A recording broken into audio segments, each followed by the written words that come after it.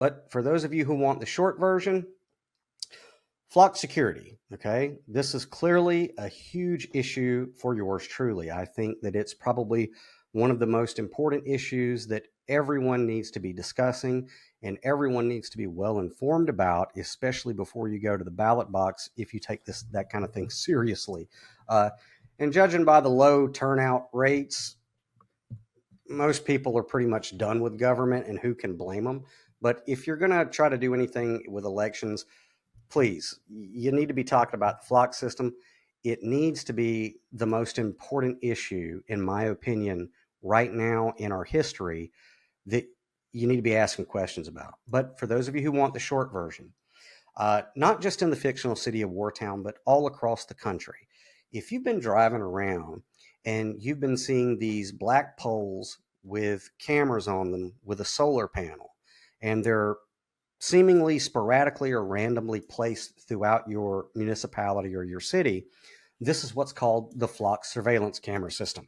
Okay. And you know, you probably didn't get asked if you wanted it in your community. They just kind of sprung up.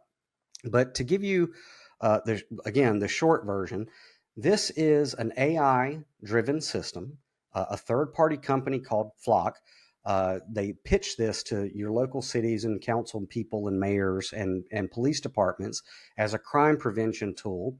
But it is AI-driven, and it has all of these wonderful features like facial recognition, gunshot detectors, license plate reading cameras or lenses.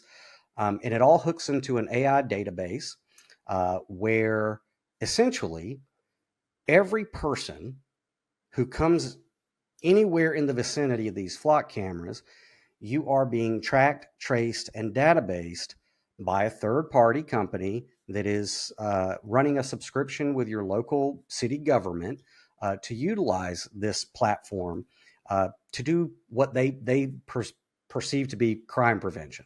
I have ad nauseum stated that this is not for crime prevention. You can tell yourself that it's for crime prevention. You can tell, your constituents that it's to keep them safe. But at the end of the day, this is Big Brother Orwellian stuff that every one of us grew up. We all had to read 1984 in high school, I would assume. I know I did. So this is some stuff that George Orwell literally would be spinning in his grave, especially to think that it's going on in America, that we're setting this up and we're patting each other on the back as if this is some wonderful crime prevention tool. It's not. It's the scariest thing ever. And if you don't understand that giving any government the ability to track everywhere you go,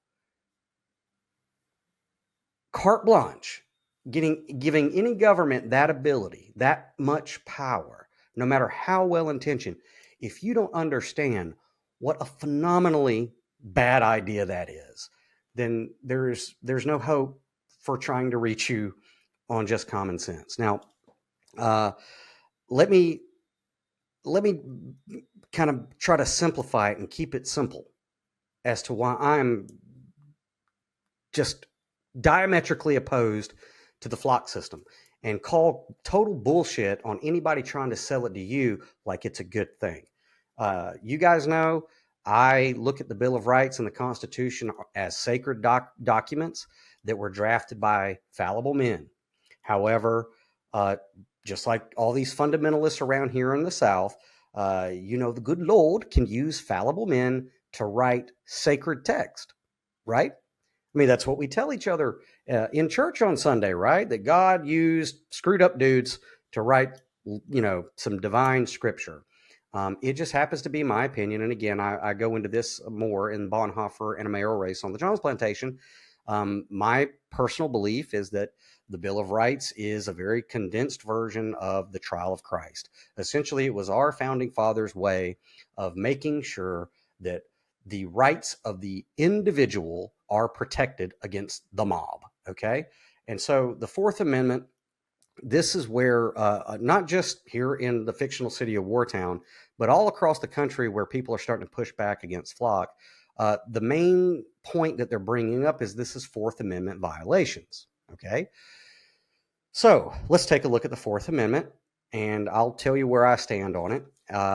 So the Fourth Amendment says the right of the people to be secure in their persons, houses, papers, and effects against unreasonable searches and seizures shall not be violated, and no warrant shall issue but upon probable cause, supported by oath or affirmation, and particularly describing the place to be searched and the persons or things to be seized. All right. Now, let me just give you some Crumptonisms. All right. Persons, papers, and effects. Essentially, if you were to boil those down to one word, it would be data. Your data that you generate just by living your life. Okay.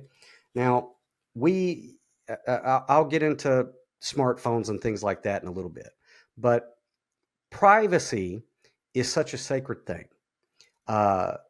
And a part of that privacy is your comings and goings, your activity, who you visit, who you see, what your travel routes are. This is all your data. This is your persons, papers, and effects. And according to the Fourth Amendment, okay, which is really simple language, you do not have to be an attorney to understand it. As a matter of fact, it's probably best if you're not an attorney, because attorneys seem to not understand the language at all, because this was written for the common man, okay, not an elite class. So it says the right of the people to be secure in their persons, houses, papers, and effects, or data, against unreasonable searches and seizures. So what's unreasonable? Well, unreasonable is without a warrant. The text defines that. All right. So let's keep going. And no warrants shall issue, but upon probable cause, supported by oath or affirmation, and particularly describing the place to be searched and the persons or things to be seized. Okay, so the Fourth Amendment's real clear. The Flock system, 24 hours a day, an AI system is searching everyone, along with their cars, right? And where their cars go, which is their effects. Okay. Now, you can be told by your local salespeople who are pitching this to you that they don't look at it unless there's a crime committed. And that's all well and good.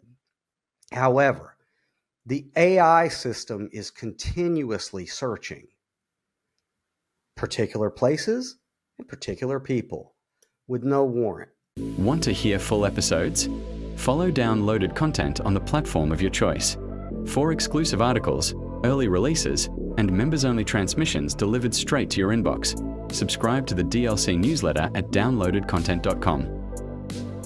Between the lines of Genesis 6 and beyond the books of Enoch is another tale that weaves the tapestry of our myths together.